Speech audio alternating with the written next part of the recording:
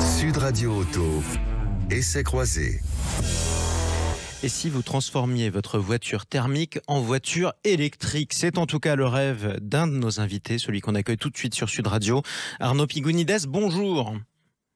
Bonjour. Vous êtes fondateur de Rétrofutur, de Rêve Mobilities. Vous êtes aussi membre fondateur de l'AIR, c'est l'association française de l'industrie du rétrofit électrique. Rétrofit, c'est un terme que vous commencez à entendre depuis le mondial de l'automobile, notamment, que vous allez entendre de plus en plus. Concrètement, la définition du rétrofit, Arnaud Pigounides, c'est quoi ? Alors, le rétrofit consiste à enlever un moteur thermique, donc essence ou diesel, de n'importe quel type de véhicule et de le transformer en moteur électrique à batterie ou à hydrogène et de lui donner une deuxième vie sans émissions et sans restrictions, notamment du fait des zones à faible émission et puis surtout, voilà, de conserver des véhicules en très très bon état pendant beaucoup plus d'années. Donc je garde mon véhicule, ça marche d'une part pour les véhicules de collection, d'autre part pour les véhicules lambda. Alors tout à fait, la réglementation que nous avons fait passer avec l'industrie du rétrofit, nous étions 4 sociétés au départ, nous sommes une vingtaine de sociétés aujourd'hui, nous permet de transformer tout ce qui roule sur les routes, du 2 roues jusqu'au bus scolaire, en électrique, à batterie ou à hydrogène. Il faut que la condition, c'est que ça soit plus de 5 ans, que le véhicule soit en très bon état, et on conserve sa puissance et son poids, donc on ne fait pas prendre un risque du tout au châssis. On travaille avec les constructeurs pour maintenir en fait la qualité et faire en sorte que ça soit fiable et que ça soit très fonctionnel. Et c'est une nouveauté assez incroyable puisque la réglementation est toute neuve et en fait, on croule sous la demande aujourd'hui, que ce soit pour les professionnels, les artisans, pour les gestionnaires de bus, les agglomérations qui lancent de plus en plus d'appels d'offres et aussi les particuliers qui sont de plus en plus demandeurs de solutions de mobilité plus propres et surtout plus économiques. Et surtout qu'il y a urgence à l'approche notamment des zones à faible émission où beaucoup de Français, la moitié de la population, auront souvent un véhicule qui n'aura plus le droit de rouler. Alors, beaucoup d'actualités autour de ce secteur qui est en plein boom, vous l'avez dit vous-même, Arnaud Pigounides. D'une part, Emmanuel Macron, que vous avez rencontré au Mondial de l'Auto, a alloué à toute la filière plusieurs millions d'euros pour qu'elle se développe. D'autre part, le gouvernement vient tout juste, il y a quelques jours, de lancer une concertation avec les différents acteurs pour pouvoir vous permettre de prendre votre envol. Quel est le programme ?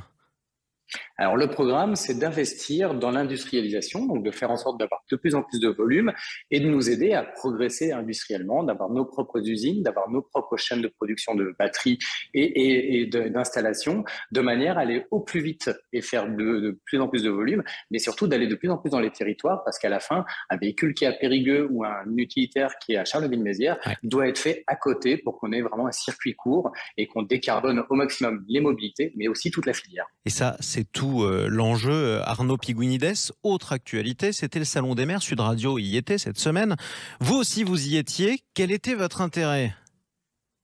Alors notre intérêt, c'est de montrer en fait aux agglomérations, aux gestionnaires de flotte et aux décideurs que le rétrofit est fiable et peut être une belle alternative au neuf. Il faut savoir quand même qu'un véhicule neuf est toujours beaucoup trop cher aujourd'hui en électrique qu'un véhicule thermique classique dans lequel on devrait mettre du gasoil ou de l'essence dans le réservoir, ce qui est aussi un autre coût et surcoût aujourd'hui. Donc l'objectif, c'était vraiment de montrer à un maximum de maires, un maximum d'élus que la solution rétrofit était fiable, que ce soit pour leur propre flotte. Prenez le cas de Toulouse qui a 1600 utilitaires dans leur flotte d'agglomération. Du fait des ZFE, même la moitié de ces utilitaires ne pourront plus circuler dans leur propre ville. Et donc, plutôt que de les jeter, d'avoir acheté du neuf, ce qui est une bonne alternative aussi, d'acheter du neuf, c'est important, ça permet aussi de renouveler les flottes. Le rétrofit permet d'en faire une bonne partie, 10, 15, 20, 30%, de manière immédiate, et surtout d'avoir des véhicules qui peuvent circuler immédiatement. Donc, ça porte ses fruits puisque nous avons déjà initié, ne serait-ce que sur les bus, 5 appels d'offres des agglomérations pour les bus. On peut citer Rouen, on peut citer Auvergne-Rhône-Alpes, on peut citer la ville de Nice, Occitanie. Il y en a d'autres qui sont en cours et aussi même pour leurs utilitaires. Donc, et après, il y a aussi tous les gens qui vivent dans les villes, qui vivent dans ces futurs ZFE, mais pas que ZFE.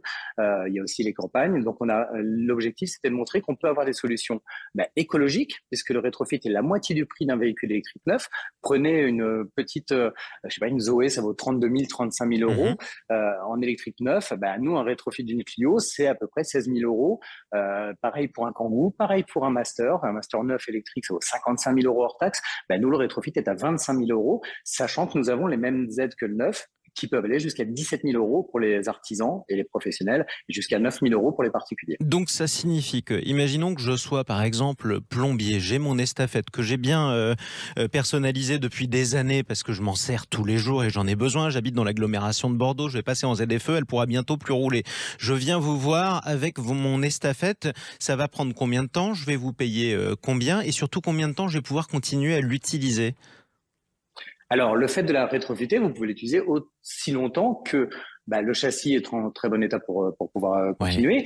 Combien ça coûte? Ça coûte entre 17 000 et 25 000 € selon l'autonomie que vous souhaitez. Il faut savoir quand même que les véhicules font rarement plus de 100 km par jour. Il n'y a que les gros rouleurs ou le gros transport qui fait plus de 100 km.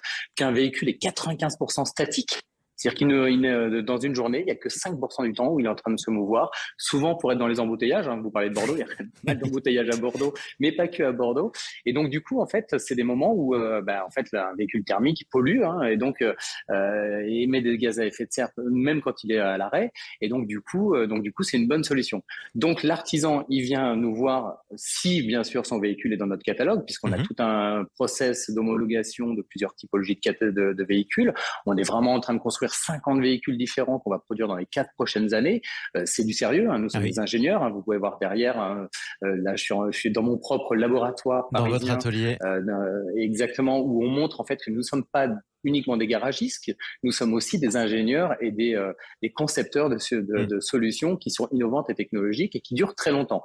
Donc l'artisan vient, son véhicule est dans mon catalogue, il va aller vers mon partenaire agréé pour pouvoir faire l'installation et au bout de 3 jours, il peut revenir avec son véhicule qui est sans émission, mais surtout sans restriction, avec une carte grise critère 0, et il peut en faire ce qu'il veut et une autonomie qui est celle qu'il demande, que ce soit 120 km d'autonomie ou 200 km d'autonomie.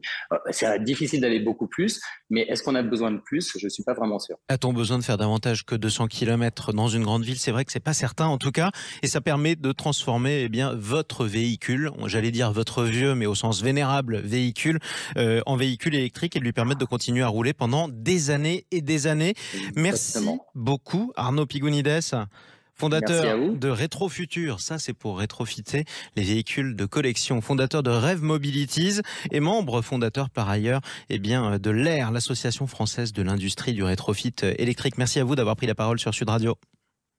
Merci beaucoup, au revoir.